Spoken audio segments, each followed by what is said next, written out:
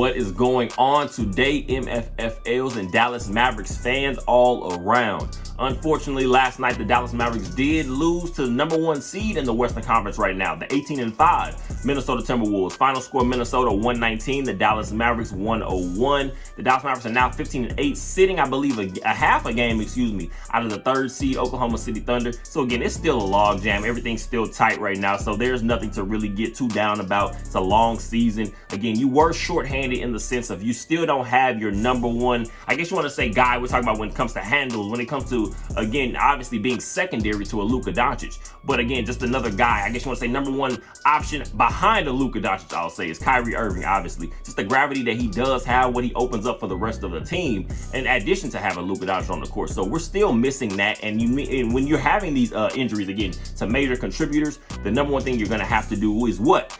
Count on some of these other guys to step up a little bit more. We do know Dante Exum over the last few games has been doing amazingly at that, showing that he can knock down that outside jumper a little bit more consistently than some people thought. Obviously, I guess taking the time to go play over in Europe a little bit helped his game. Again, we're talking about a former #5 overall pick in a previous draft years ago, obviously. But again, Dante Exum being out of the league so long, it's kind of like now you're starting to see him be more, again, just comfortable in his skin and starting to be, again, just an all-around level type player. He's showing he does have the capability, because again, he kind of is thought to be more so when you're talking about Kyrie Irving's not on the court, Luka Doncic is not on the court. Dante Exum is going to be a guy that you're going to be counting on to kind of be that secondary ball handler. But again, just seeing him continue to develop and continue to show that he does have glimpses, again, that could be something, an additional helpful piece for this team in the long run, where you're talking about hopefully a postseason run, or just making it to the postseason. You're going to need guys like Dante Exum. Obviously, you're still going to be able to have guys like Tim Hardaway Jr. come off the bench, who did not have a great game last night. But we do know, again, still to me personally, one of these 6-man leading candidates so far in this early season. Tim Hardaway Jr. is going to have those games where he's shooting efficiently. Nothing's missing at all, but then he's going to have those games, again, sometimes where you're kind of frustrated. It looks like he's forcing up shots. But again, Tim Hardaway Jr. is a scorer for this team, and we're needing him more because, again, not having Kyrie Irving, and the gravity that he does bring, you're going to have to fill in some of these other holes. So let's get into this game a little bit, because we did have, again, a few issues that I'm going to say. Personally, to me, it starts with some of these guys that we're looking at. It's going to be the biggest glaring issue I've spoken about multiple times already. The Dallas Mavericks are going to have to continue to get bigger on the front court. I'm not really a fan of the small ball type 4 play that we have Grant Williams running. Again, we do know he's an unorthodox, type level player, because again, he's not really a 3. He's not your prototypical 4. He's kind of like that middling player. He has some nice strength to his size, but again, he's also not one of the biggest guys on the court either. So you can find some trouble when you're going against elite level or just even productive level type big men in this league. And again, we saw some of these issues start to show up when it comes to rebounding. That's one of the biggest things I think lost the Dallas Mavericks the game last night. Some other guys are obviously knocking down shots, but for me, the Dallas Mavericks last night rebounding. We have got to get much bigger on the front court. That is still something the Dallas Mavericks, I'm going to assume Nico Harrison is still taking a very close eye out, because again, he always tries to judge this team as being a front office general manager, obviously pretty much having that role somewhat. Nico Harrison is obviously going to continue to keep looking at trying to see and figure out what can improve this team. But to me,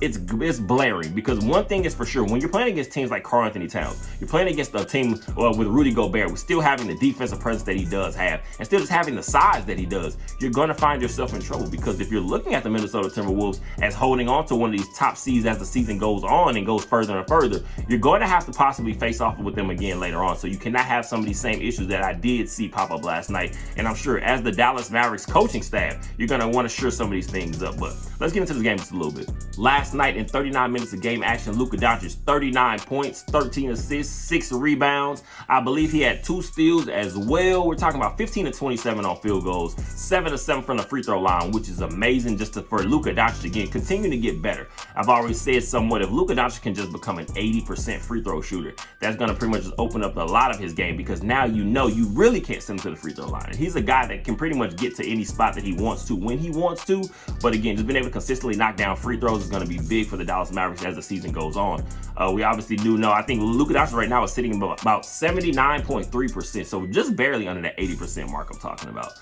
But again, I believe 2 of 7 on threes yesterday. We do on Luka Doncic, I'm never going to count on him to be a sharpshooter, but again, it's just him stretching the floor. That step back three, we do know how lethal it can be when it's going down, but to me, that just keeps the defense as honest as possible. So I don't go too crazy if it's not efficient from the three-point line either. But the biggest issue with Luka Doncic last night, again, we're playing at a faster pace at certain points. So, of course, these things are going to happen. But Luka Doncic, 8 big, nasty turnovers. We're going to say you cannot turn the ball over, obviously. But the Dallas Mavericks right now, I believe, are number 1 in the NBA with the least amount of turnovers per game. But last night, again, that was one of those issues. Because when you saw the Dallas Mavericks take off a nice, solid lead, I believe started the game, was it 14-2, 17-2 lead, something like that? But then slowly but surely, you saw the Minnesota Timberwolves continue to chip away at it. Some of these turnovers did contribute to that. And again, if you're going to talk about the entire team and guys needed to get better, you have to hold your highest guys accountable as well. So Luka Doncic, I'm sure he wants to clean that up.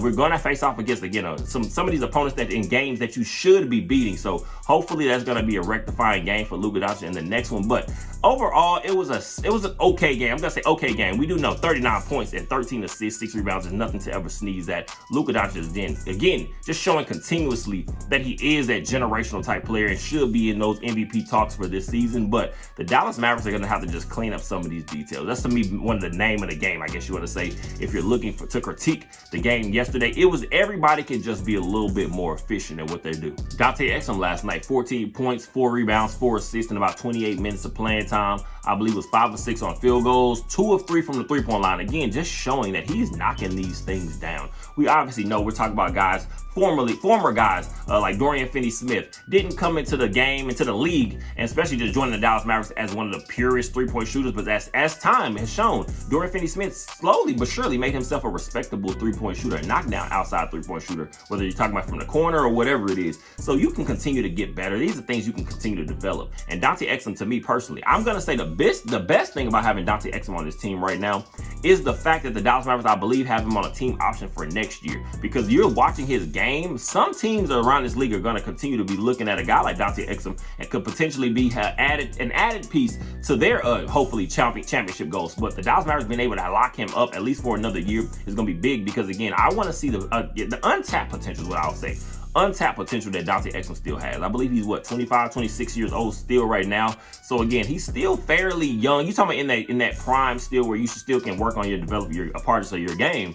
Dante Exum is, again, he's just going to be one of those pieces that I can see the Dallas Mavericks continuing to just use, especially in spots when you're missing guys like Kyrie Irving, or hopefully, again, knock on wood, obviously, you don't want to be missing any Luka Doncic games, but just having Dante Exum and showing that he can somewhat orchestrate an offense is still just a good sight.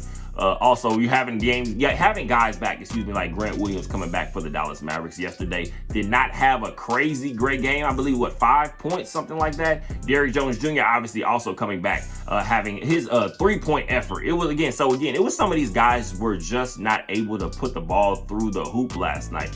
That's what it came down to. Grant Williams last night, his shot is just so off. I saw him airball a mid-range jumper. Clock's running down. Obviously, shot clock is running down, and Grant Williams just completely airballs it. I'm gonna say right now, I'm not going to quit on this guy. I'm not giving up on him or anything, but it is starting to be a little concerning that Grant Williams' shot is not falling with the same consistency. Because one thing you're going to say, obviously, when you're playing with Luka Doncic, Kyrie Irving obviously not on the court right now, but Luka Doncic, you're going to have so many open shot opportunities. You have got to knock them down. If Grant Williams is not knocking these down, teams are going to start to sag off a little bit. And that's what happens when you all of a sudden you start to lose that gravity that Luka Doncic creates. Because again, now teams are going to be able to key in. And we've seen many times throughout Luka Doncic's young career, when teams start to figure out that everybody else is not really doing their job, the rest of the role players, the opposing team obviously is going to continue to just double down on Luka Doncic, force the ball out of his hands and make everybody else make plays. That's why it's so important to have Kyrie Irving on this team. But not having him out there, obviously, Grant Williams, he's just going to have to continue to stay in the gym, continue to work on that shot, because that's one of his calling cards with this specific team. He's not really a guy you're looking at to take anybody off the dribble. So Grant Williams, he's going to have to knock these down, continue to stay in the labs, continue to work. Like I said, I'm not giving up on him because he does have some things that he brings to the team. I feel like even the leadership that he does bring to this team, obviously coming from the franchise like the Boston Celtics, who've had some finals runs and he's been a part of those teams, he can honestly add something to this when it comes to just advice, helping some of these younger guys along. But Grant Williams, I'm going to say the defense has started to wane a little bit. That's also one of the concerns for me. But it's I guess it's a long season. Like I said, it's a long season. You just don't want to get too deep into what some of these players are, what they're not, when we're not even at a halfway mark of the season. But Derrick Jones Jr., I'll get into him. Also, not having a great shooting game. I believe he's 1 of 8 on field goals, I believe, yesterday.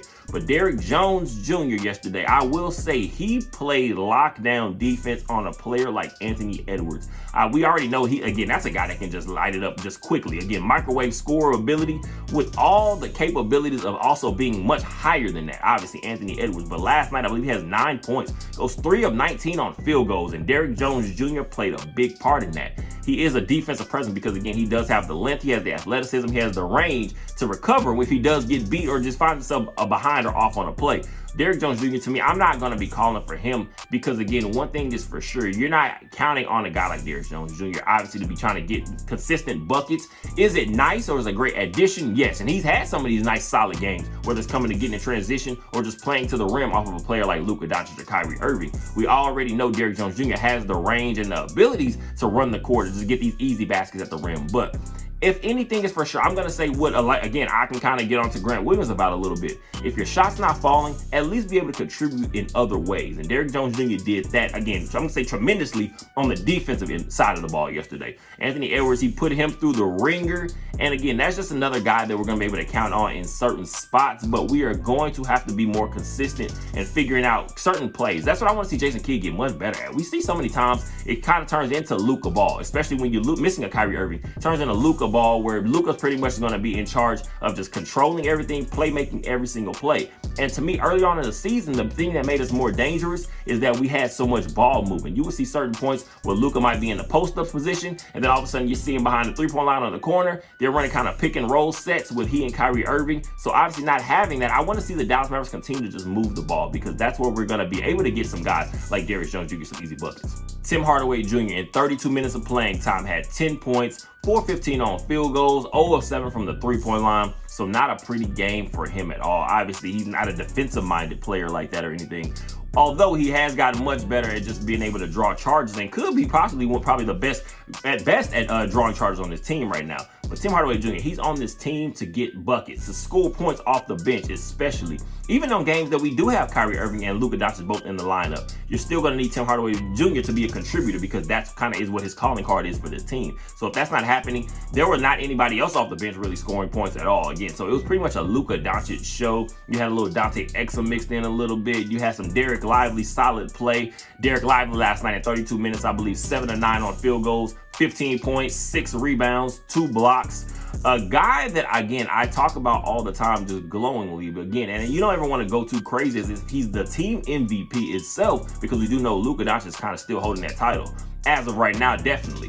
But you're talking about Derek Lively, again, has just continued to be a shining star on this team in his role. Again, a guy that we need to be that defensive presence. And like I said, you can't put it all on him because still the front court is small. When you're watching Derek Lively be the only main real big body on the court for us, we're still going to find ourselves in trouble, especially when you're playing against teams that do have some size on their front court like the Minnesota Timberwolves. I believe last night, Karl-Anthony Towns, 21 points, 17 rebounds. And also Rudy Gobert. And between Rudy Gobert and Karl-Anthony Towns, I believe they had a total of 7 offensive rebounds. This was a game, again, that's where to me where it got out of hand. The Minnesota Timberwolves overall had 12 offensive rebounds, and those led to second chance points after second chance points. And when you're talking about a game that's still somewhat in limbo, the Dallas Mavericks still, although having that big lead early on, still were holding a 1-point lead at halftime. The Dallas Mavericks were well in position to be able, I would say, to ride off with the win in this game. But rebounding, turnovers, things like that. Again, guys just not knocking down open shots. You're going to see if those are going to, I guess you want to say, your contributing factors to games. a lot of times, way more times than not, you're going to find yourself in trouble. You're not knocking down open shots, you're turning the ball over, and you're giving up second chance points to the other team. You're going to find trouble for yourself. So we have got to continue to get better at some of these details. Like I said, I feel like Jason Kidd has done a much better job at trying to find a rotation and sticking with what he likes and what he believes will work. I'm going to give him the benefit of the doubt because the Dallas Mavericks are, again, still sitting at a nice spot in the Western Conference as of right now. But again, you cannot let these games slip away when you have them under control, or you should have them under control, because we do know if the Western Conference itself is probably going to be a log jam this year, and every time you start losing games here and there, you never know where these tiebreakers are going to end up come back to bite this team later on. Also, a guy like Naz Reid potentially could have been the X factor in pulling out the win for the Minnesota Timberwolves. A guy that Dallas Mavericks had some interest in this past offseason, but he chose to re-sign with the Minnesota Timberwolves.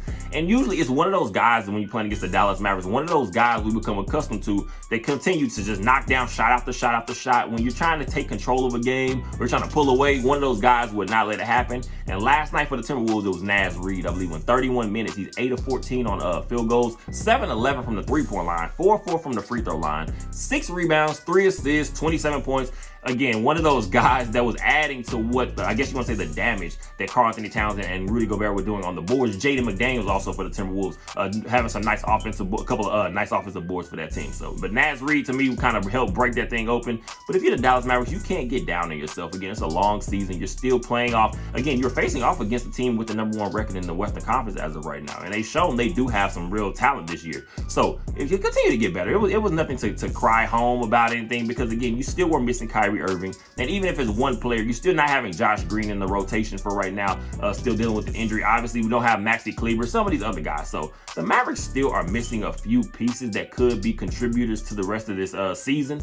But at the same time, you have got to clean up some of those issues. Like I said, the turnovers, just the giving up second chance points, sloppy play. You cannot have these issues. Not knocking down open shots. We've seen what that looks like, and we do not want to go back to that. So we're going to need guys like Grant Williams to continue to get better. We're going to need guys like Derrick Jones Jr. to continue to work on their game, and I believe they will. We're going to continue to have, again, some success this season. But again, the Dallas Mavericks, if you don't want to find yourself falling behind, we are going to have to shore up this extra big man I'm talking about. Whether, again, it's going to be a rotation piece, a starting lineup piece, or a guy you're just bringing in to pretty much to be able to spill, but not let the ship sink when Derek Lively goes to the bench for a little bit of time. So the 15-9 Dallas Mavericks will be facing off against the 6-17 Portland Trailblazers in Portland tomorrow in a road game. You do know, again, they do have some young talent on that Portland team. The crowd's going to be come out there ready because, again, this is going to be a perfect opportunity for the Dallas Mavericks to find themselves back on the right track. Obviously, again, there was a 4-game win streak prior to the loss to the Timberwolves last night. So if the Mavericks can get themselves back in that mix again, you're still in the, I guess you want to say, a solid seeding right now. Sitting in the 4th seed right now, a half game out of 3rd. It's still early, so we're not even counting all those Ducks right now. But right now, the Dallas Mavericks still are in the mix of being one of those better teams in the entire NBA. So just continue to take advantage of games that again, I guess you want to say you should be taking advantage of on paper. What is that? Whatever that means. We do know you have to go out there and actually play and up to your ability. But continue to work in some of these guys like Omax Prosper. I believe this could be a game you can see Omax get a little bit more playing time. I don't want to see Kyrie Irving try to force himself back too early, because again, we do know it's a long season, and I'm not in the business of guys getting injured because you're trying to force yourself back too early in the season. So continue to let some of these other guys get involved a little bit more until Kyrie Irving is back on the mend. But a thing I will say, I'm not going to call it an issue, but it's just something to keep an eye on. Luka Doncic's minutes. Obviously, we're not having Kyrie Irving out in the mix. You're going to have Luka Doncic carrying a little bit more of the load. I guess I want to say typical to what we kind of got used to prior to Kyrie Irving joining this team. But I want to see ball movement. I want to see guys, again, just working on those small details. We cannot be turning the ball over. We cannot be missing completely wide open shots. These guys need to lock in and stay focused, because, again, that's going to get you in lots of trouble playing against teams that potentially could be like the Portland Trailblazers tomorrow, that you know will have some young players that are going to play with some energy. So just continue to get better. Continue to work on some of those small things and stay together as a team, because it is a long season. There's nothing to really go crazy about. Again, just stick to the script. It's a marathon, not a sprint. As always, I appreciate you guys for all the likes, the comments, the subscriptions, all that good stuff. I want to know you guys' opinions on the Dallas Mavericks, your thoughts on the team, your thoughts on particular players in general, all that good stuff. Like I said, you're amazing. I appreciate you for all the support. And as always, go Mavs.